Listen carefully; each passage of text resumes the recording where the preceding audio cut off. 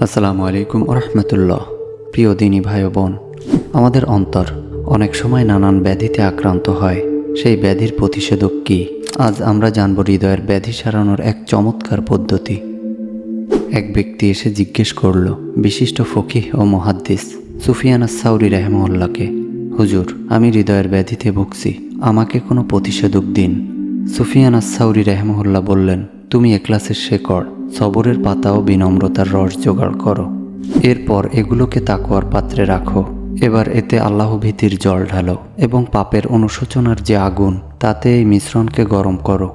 এরপর একে আল্লাহর সদা উপস্থিতির ব্যাপারে যে সচেতনতা, সেই চাকনি দিয়ে সেঁকে নাও। একে সত্যবাদিতার মুঠি দিয়ে তোলো এবং ক্ষমা প্রার্থনার পেয়ালা দিয়ে পান করো। এখন ধর্মপরায়ণতার সাথে অজু করে নাও এবং হিংসা ও লোভ থেকে নিজেকে দূরে রাখো। তাহলে আল্লাহ তাআলা চান তো তুমি এই ব্যাধি থেকে মুক্তি পাবে। আমাদের অন্তরের শুদ্ধি এবং আল্লাহর নৈকট্য লাভের জন্য এই পথ অনুসরণ করতে পারি আমরা। আল্লাহ তাআলা আমাদেরকে ক্ষমা করুন এবং আমাদের অন্তরকে পরিশুদ্ধ করুন।